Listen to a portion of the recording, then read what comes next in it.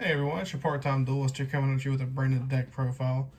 This is basically after the Brandon deck that come out, the new Fallen the Virtuous. I am just talking about this and trying to bring it up to speed. I know I'm a little bit behind on the trend. I know it dropped a little bit later, like a little while ago, and I picked it up. Never really got to play around with it. Never got to test anything when I mega any of the simulators. But I did come up with a list I did really like so far, and would like to see what you all think, and any improvements or anything I would like to know in the comments. Well, let's get into this deck profile, but before we do that, I don't know if y'all seen the post or not, but I also posted that my locals had the sleeves to go along with it, and look at that artwork. So cool. Anyway, get into the deck profile here. So it would be a branded deck without the main monster, Fallen of Albaz. It's a great card, being able to fuse away the board when it's normal or a special summon. Awesome. Not to mention the deck just evolves around it. 3 Albion, it becomes Albaz when it's in the when it's on the field in the graveyard. Plus, it has 2 effects. One is something from hand. If you pitch a spell card or a trap card from hand, that's branded. And then if you send one from the deck, you can put it back to the bottom of your deck and draw a card. It's really nice. It comes up quite a bit. You help get your retribution in the graveyard, help get you where you need to be for your plays. Play 3 Aluber, one of the best summons in the deck. Get you started with your branded stuff. You can search any branded spell or trap. Play 2 Cartesia, being able to quick effect fuse, and then plus special and recycle itself. Comes up a lot. Now, this is where it gets a little bit weird, because some people are like, why do you play 2 Quim? Well, I'll play 2 Quim, and here's why. It's just because if you're playing the mirror match, or anything that has to do with banishing a card, if you just have one, you're just put in the position where you need to fuse one back with like the Searing Dragon, or to be able to recycle it with the new fusion guy, the Dragon that devours Dogma. I just like having the utility, plus having I have another target in the deck for the branded opening card. Play 1 Tragedy, 1 Mercurier, and the 1 Kit. So I'll play the Tragedy for the Foolish Burial, this for Gold Sark, plus being able to follow up and add off a branded Lost. That to recur any spells I need, plus free special summon when you control the fusion monster that mentions Albaz.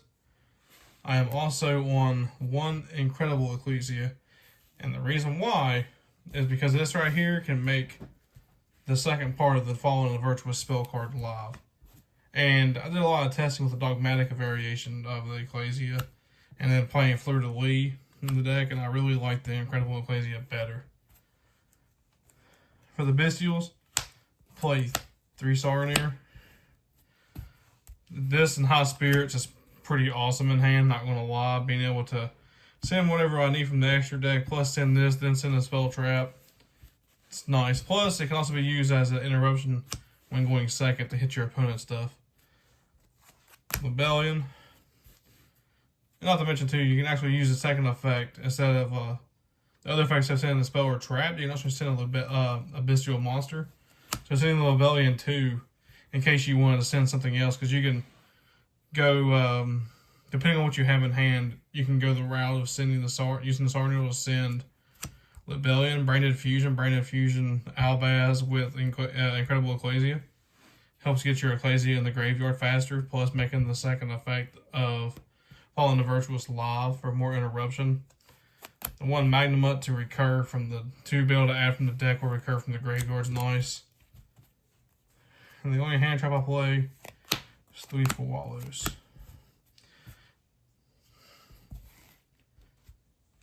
So we play 3 of the Fallen the Virtuous. This card right here just really brought this deck higher up, in my opinion. Being able to send one from the extra deck to pop a card on the field, or if you're controlling having an Ecclesia monster on the field or graveyard to take one of the monsters and summon to your field. there's a little combo you can do with this too. It's pretty sweet. I play 3 branded opening.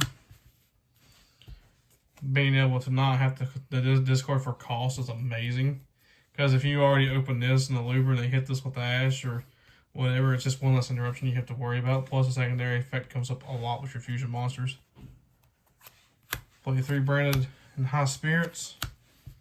Being able to reveal from the extra deck, send, and then you can send the card from hand and add a card from deck that mentions Fallen Albaz. That's very powerful.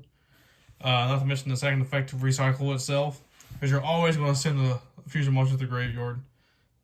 Plus, activating this stuff in the draw phase is sweet to play around draw.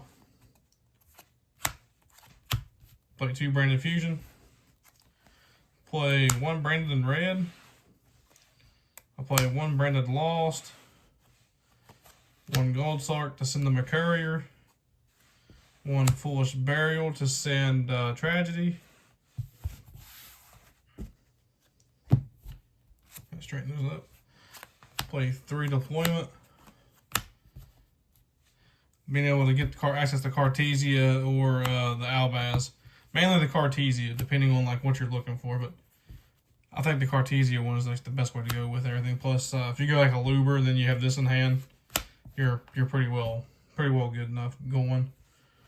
Really good combo. You can set up some pretty nasty boards uninterrupted. Plus, you would just be using the Luber as ash bait or whatever to get the Cartesia ready. Because if they try to affect Valor or Imperm, your Luber just quick effect fuse, make whatever you need to make, so you make Granguinol or whatever else you want to try and do, and then you still get your ad from the Luber. Helps dodge. 3 thrust. Thrust always to set your normal spell trap targets. And I'll go over those for you. Of course, you can set Branded Fusion, which is kind of okay, but there's another card we usually set to. Been testing Forbidden Droplet. I play 3 Forbidden Droplet. It's good when it comes up. Like, when it hits, and it's pretty nice, not gonna lie. There has been times I've been in a top deck situation, hit it, and I was able to use it to break boards. With the testing on Omega, which I will be bringing content from Omega soon. For the traps, play 1 Branded Retribution.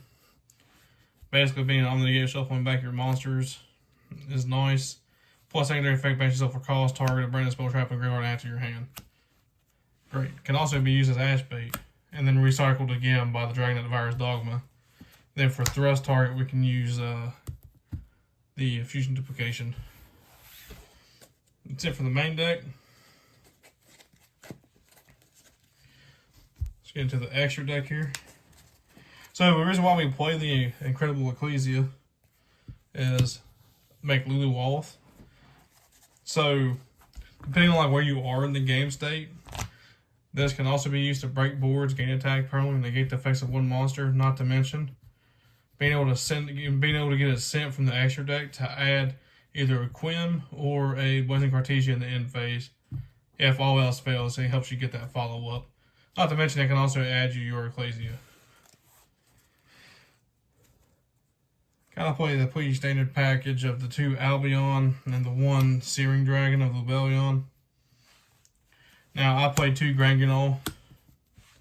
I find myself needing more than 1 and a lot more times than not needing more than 1.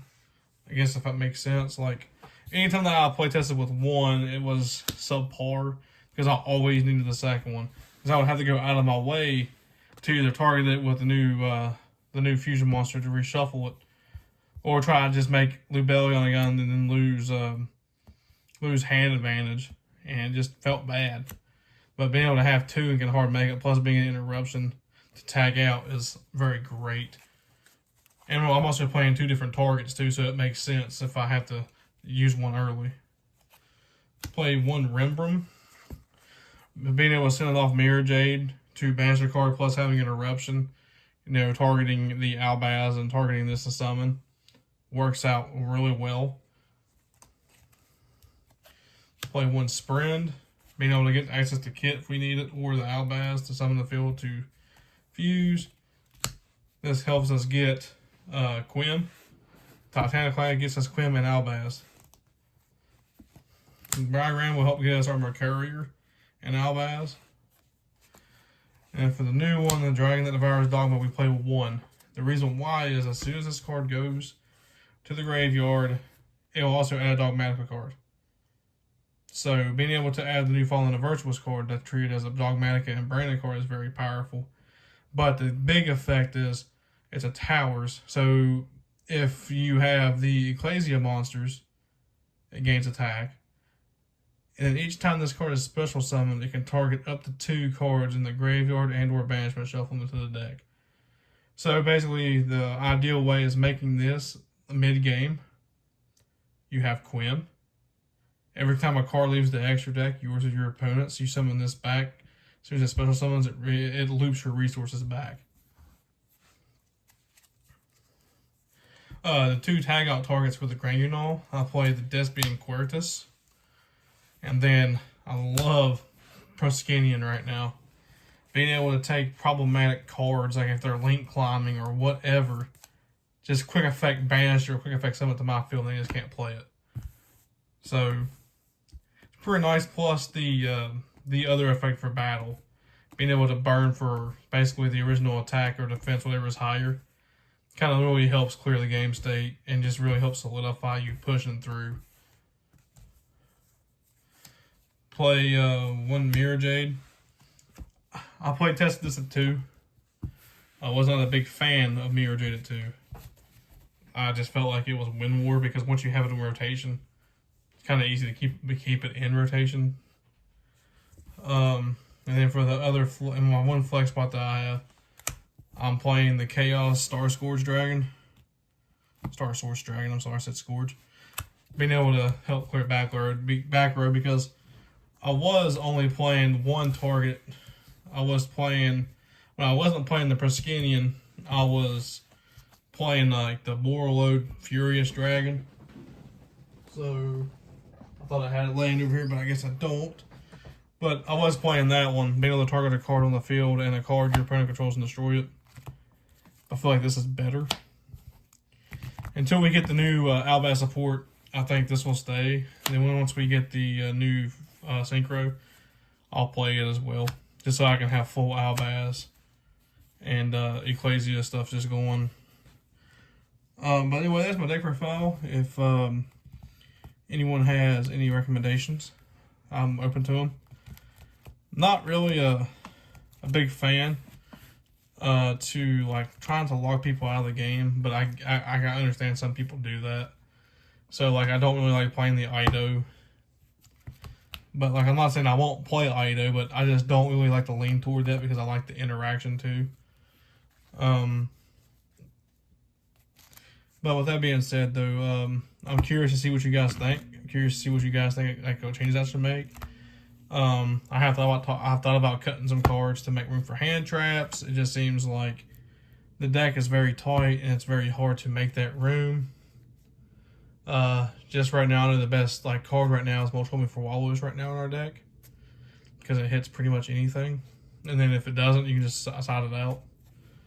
But anyway, that's kind of where I'm at with this.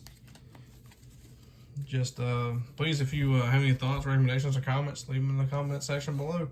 Thank you.